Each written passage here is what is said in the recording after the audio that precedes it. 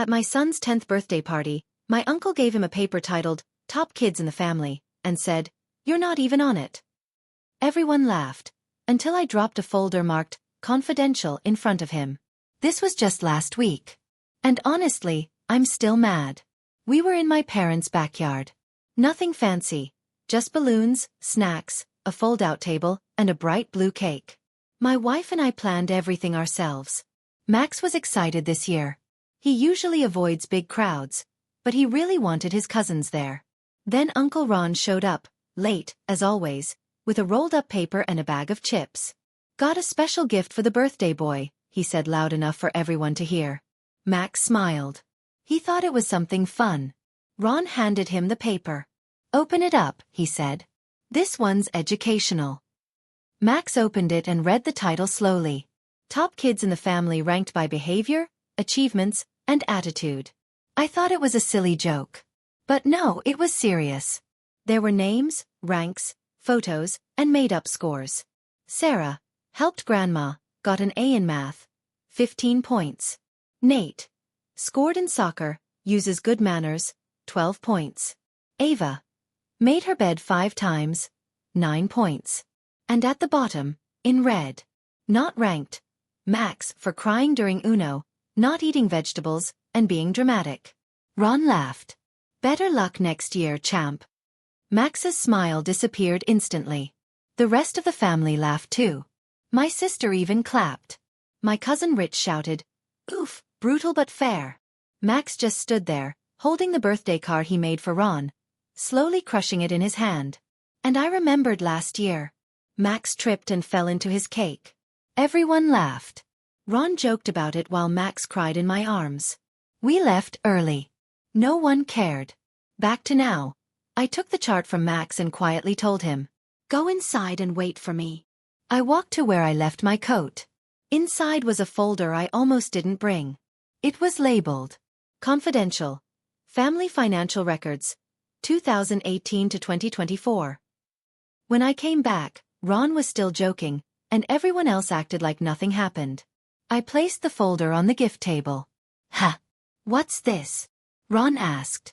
I looked at him. "You want to rank kids by how useful they are? Cool. Let's talk about who's been helping who." The whole yard went quiet.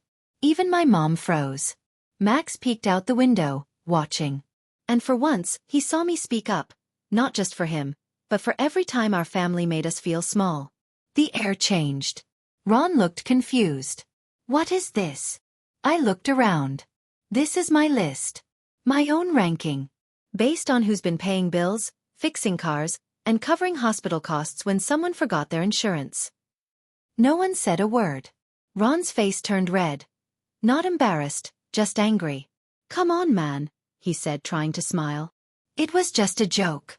Something for the kids." A joke? At my son's expense? On his birthday? Ron raised his hands. Okay. It was supposed to motivate him. He's a good kid, but let's be honest, he's soft. That word, soft, pushed me over the edge. I laughed. Motivational? You made a fake score sheet like it's a game show. Then knocked him off the list for crying and not eating broccoli? That's your idea of motivation. "It's called tough love," Ron said. "We grew up on it. And look how we turned out." I snapped. "Oh, you mean broke, divorced, and depending on me to pay your bills?" "Yeah, great outcome." Ron's face twisted. "You're being dramatic. Kids these days are too soft. No wonder Max cries at everything." My wife stood up. She usually stays quiet. "Max cries," she said softly, "because he knows when people don't like him, even if they pretend it's love." My mom shifted in her seat. "Let's all calm down now," she said. "No," I replied. "Let's talk about how I've been helping all of you for years. Quietly. Because I didn't want anyone to feel small. Because I believed in family. But ranking children, embarrassing my son in front of everyone, on his birthday? That's not family." Ron rolled his eyes. "You're really making a big deal over one piece of paper?" "No," I said. "I'm doing this because I've been putting up with your nonsense for 10 years. That paper was just the last straw." I looked over at Max. He was still standing by the window, watching everything. You never have to prove your worth to this family, I told him. Not with gold stars, not with trophies, and definitely not with someone else's list. Max nodded. His eyes were teary, but he stood strong. Then my dad spoke up. Okay, maybe Ron went too far, but let's not ruin the party. It's just a birthday. A scene. I repeated. You think I'm making a scene? You watched your grandson get embarrassed, and you laughed. You let it happen. If that's what family means to you, maybe we shouldn't be part of it. Ron stood up, trying to act tough. I was just trying to make him stronger. Life's hard. Someone needs to prepare him. I laughed, but there was no joy in it. Oh yeah. And who prepared you? Because clearly that didn't work. That's when Max walked over and held my hand. He didn't speak. He didn't need to. We were done. I should have walked away. But I didn't. I had more to say. Years of staying quiet had built up, and it was finally time. I looked at Ron, still standing by the gift table, acting smug. You want to teach kids to be strong? Maybe start with the adults. Ron rolled his eyes. Oh, please. I picked up the folder again and pulled out some papers I had printed the night before. I held them up. This here, your property tax from last March. It was paid by someone anonymously. That was me. People started to murmur. A few looked surprised. This one, I said, waving another page, was for Aunt Linda's hip surgery. Paid by a kind family friend. That was me too. Ron's face went pale. And this one, I said, putting another sheet on the table, shows all the times I paid for your kids' school lunches when your account was overdue. Want more examples? Ron snapped. I didn't ask you to do that. That was your choice. Yeah, I said. Because I thought it was the right thing to do. But in this family, doing the right thing just gets you disrespected. Now the yard was silent. Even my loud cousin Rich had nothing to say. Ron tried again. This is pathetic. You're really turning my gift into some drama. No, I said. You turned my son's birthday into your own sick little joke. What, hurting a 10-year-old made you feel big again? My mom tried to stop me. Let's just all sit down. No, I said sharply. This isn't just about today. It's been going on for years. Every birthday. Every holiday. You make jokes about how sensitive Max is. You make fun of me for being too serious. Or for making good money but not doing enough with it. Even though half of you wouldn't have working cars without my help. My dad sighed, annoyed. No one asked you to be the hero. You chose that. Yeah, I said. And none of you had a problem with it until I asked for a little respect. Ron slammed down his drink. You're so full of yourself. No, I said, stepping closer. I'm just full of you. He scoffed. Go cry about it online. This is why no one takes you seriously. You know what's funny? I said. You made a chart ranking kids. But if we made a chart for the adults, based on who actually supports this family, emotionally and financially, you wouldn't even be in the top 10. That one hit. Everyone knew it. Ron stood there, fists clenched, jaw tight, like he wanted to fight. But he didn't. Because he had no defense. I turned to Max. He was still holding that crushed birthday card. His lip trembled, but his back was straight. I knelt beside him. You okay? I asked. He nodded. I'm proud of you, I said. Not because of any list. But because you're kind. And you're stronger than the people who were supposed to stand up for you today. Max swallowed hard. Can we go home? Yeah, I said. We're done here. I stood, tore the folder in half, and let the papers fall to the ground. Then I looked at Ron one last time. Don't come near my son again. You're being dramatic, he muttered. I smiled. No. I'm just being clear. Then I walked past the whole group, and didn't look back. None of them tried to stop me. Not one apology. Not even a word. I opened the car door, let Max climb in, and got behind the wheel. That's when I noticed. My hands weren't shaking anymore. For the first time in years, I didn't feel guilty. I felt finished. Free. I thought walking out of that party would be the end of it. It wasn't. I should have known better. In my family, silence doesn't mean peace. It means they're regrouping, trying to twist the story and make me the bad guy. The next morning, I had over a dozen missed calls, from cousins, my mom, even my aunt from 3 states away. The voicemails were all versions of the same thing, just with different tones. You didn't need to go that far. He's your uncle. He had a heart attack. We're family. Families don't humiliate each other. Funny. Because humiliating a 10-year-old at his birthday? Totally fine. But standing up for him?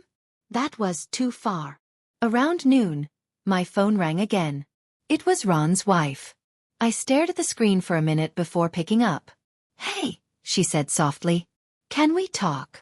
Her voice didn't sound angry. Just tired. We met at a coffee shop later. She looked worn out. No makeup, messy hair. She slid a thick envelope across the table. He's been lying, she said. About the money. About the help. About you. Inside the envelope, bank records, text messages, PayPal receipts with my name on them. Over $12,000 I'd sent over 6 years.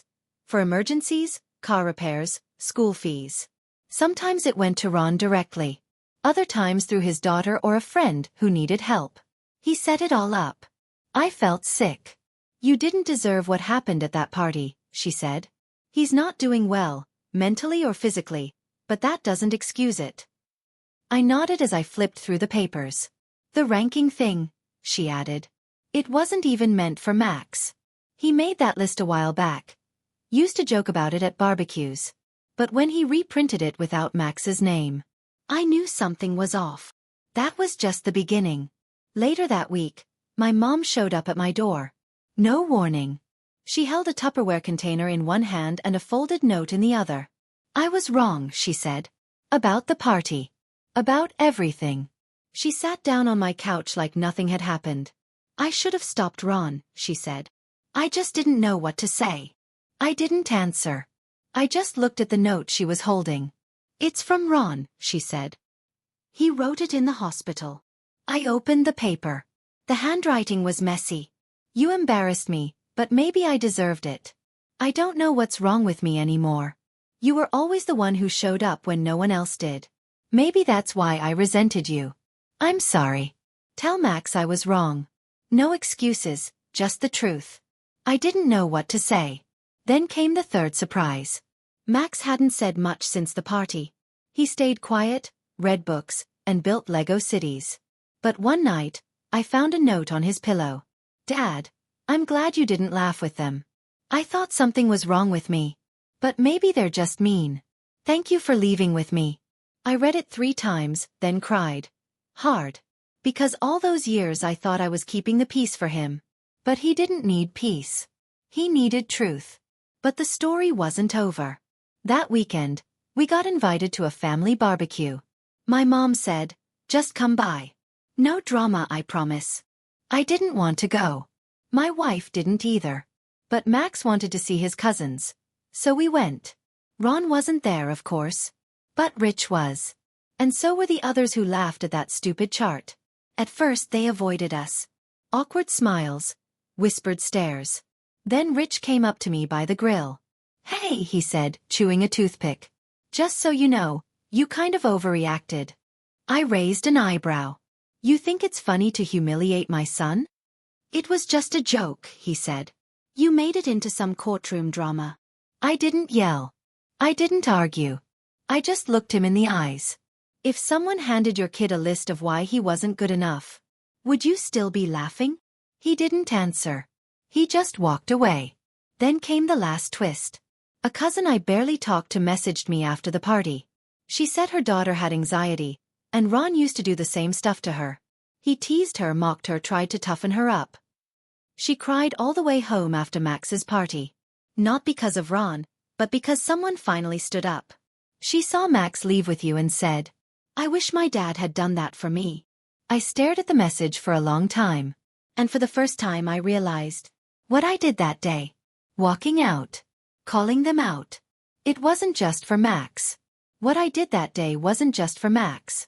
It was for every kid who's ever been told they're too sensitive, too quiet, too loud, not good enough. And it was for every adult who still hears those voices and thinks they have to earn love. That day, I didn't just speak up to my family. I stood up for every version of myself who never had someone stand up for him. It's been 3 months since that day. 3 months since I put that black folder marked confidential on the table. Since I walked out of that party holding Max's hand, leaving behind people who had drained me for years and called it love. It still feels a little unreal sometimes. At first, I thought the guilt would come back, like it always did. Lying in bed at night, I'd hear my mom's voice in my head. You're overreacting. We're family. But it didn't hit the same anymore. Because this time Max saw everything. He felt the shame. He saw the silence. He watched the people who should have protected him laugh instead. And more importantly, he saw me say enough. It changed him. It changed me. I used to think being the reliable one was something to be proud of. The one who always shows up, pays the bills, smooths things over, keeps the peace. But now I understand. Being the reliable one is a trap when you're the only one giving. And no one cares what it's costing you. After the drama, I thought Max might have questions. But he didn't. A week after the party, I found him building Legos at the kitchen table. I sat down across from him. You okay? I asked. He shrugged. Yeah. It's quieter now. That's nice, I said. Do you miss them? He paused, then shook his head. Not really. I like it when people like me for real. Kids get it better than we think. Life moved on in ways I didn't expect. Ron's wife ended up leaving him. Not right away, but 6 weeks after that night, she filed for separation. She called me and said she was done pretending. Said she'd been making excuses for Ron for years. But what he did to Max opened her eyes. Then she said, "You've got a brave kid. I hope mine turns out half as strong."